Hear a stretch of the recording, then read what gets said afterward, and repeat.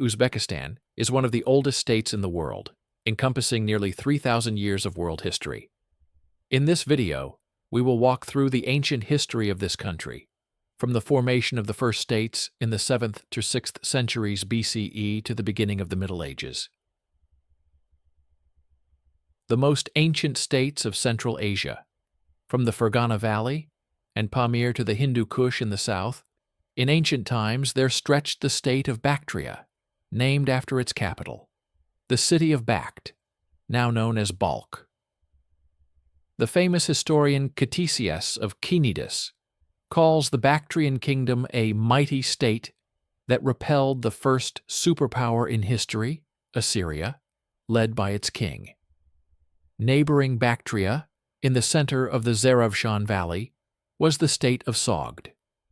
The Sogdian language was the language of international communication from the Caspian Sea to Tibet, and Sogdian script, in turn, formed the basis for the writing of the Mongols, Manchus, and Uyghurs. There is an opinion, confirmed by the sacred book Avesta, that it was in Sogd that the mythical homeland of the Aryans was located. And in the ancient state of Khwarezm, with capitals in the cities of Karas and Uzair, Herodotus of Miletus wrote, calling it a potential second homeland of the Aryans. Here lived peoples of the Iranian group, as in the neighboring Bactria and Sogdiana. In modern Central Asia, only Tajiks are considered Iranians.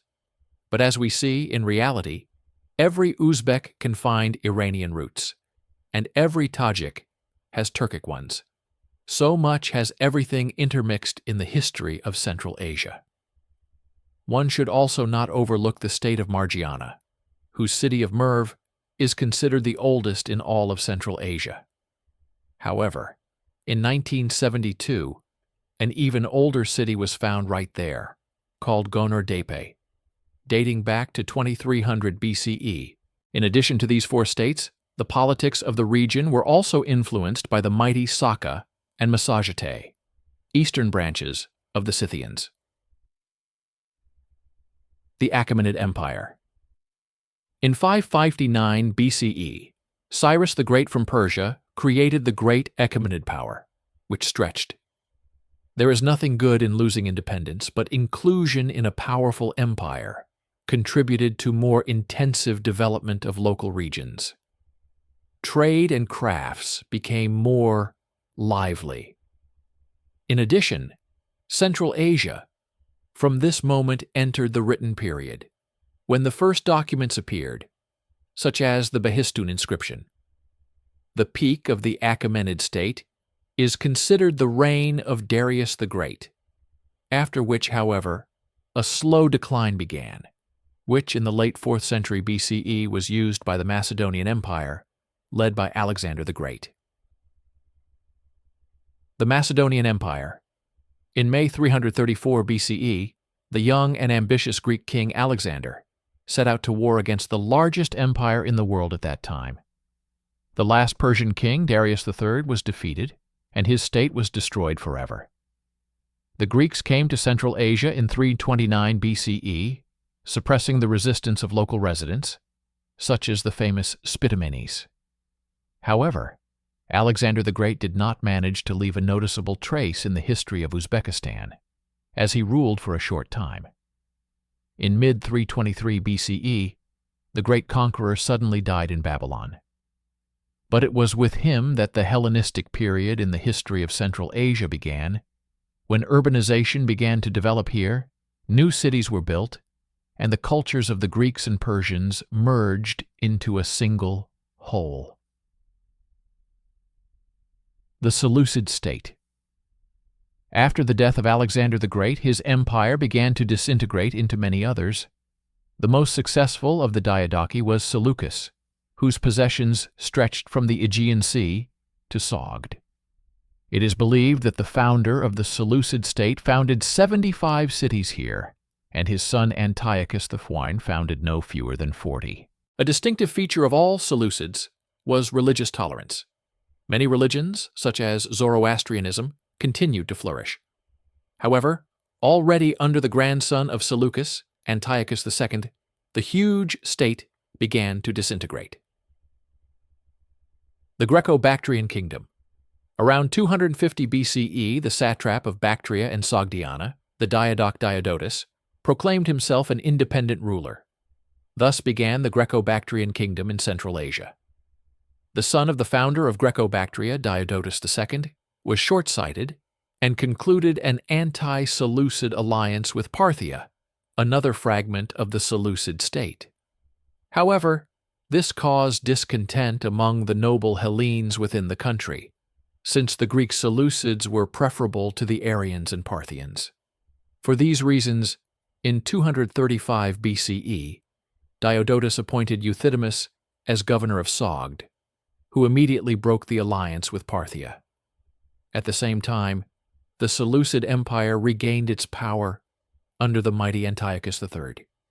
He managed to capture Parthia, and by 206 BCE formally took Greco-Bactria into his hands, though in reality, the state continued to live its own life. The next ruler of Bactria, Demetrius, surpassed all his predecessors.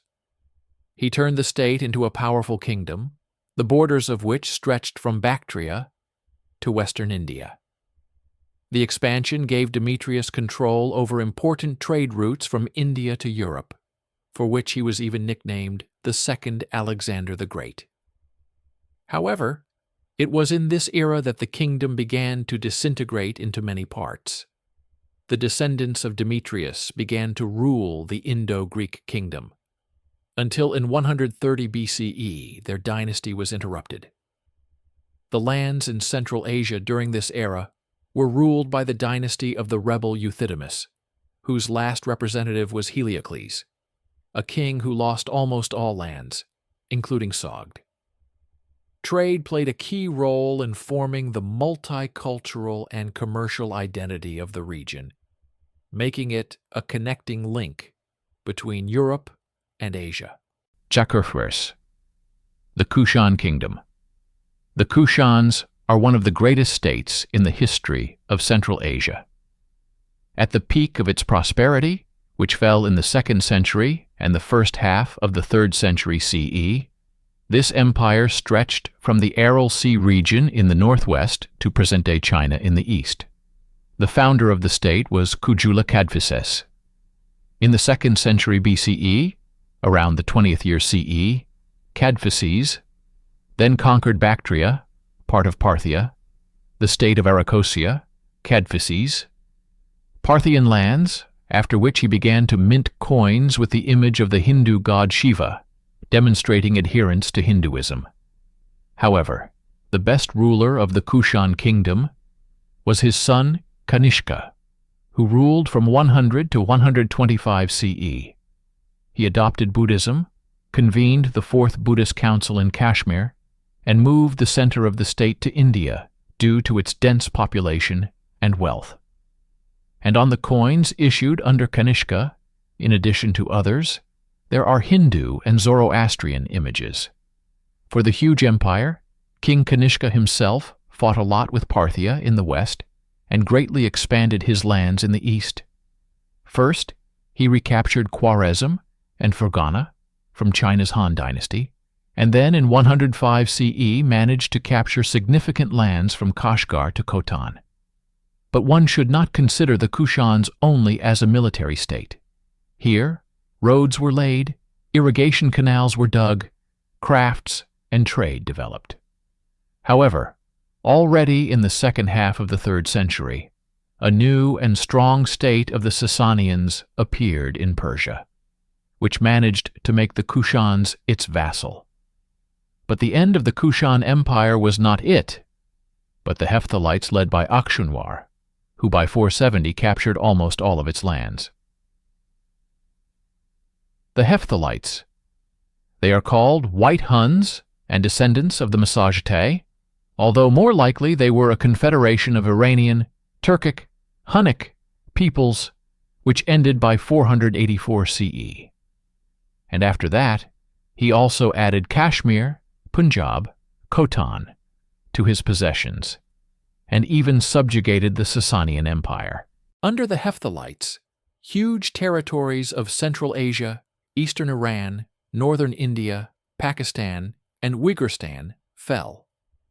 At this time, Christianity also came to the region from Byzantium, making the Hephthalites the most multi-religious state. With the Hephthalites, the ancient history of Uzbekistan ends, and a new stage begins with the arrival of the Turkic Khaganate, which we will talk about in the next video.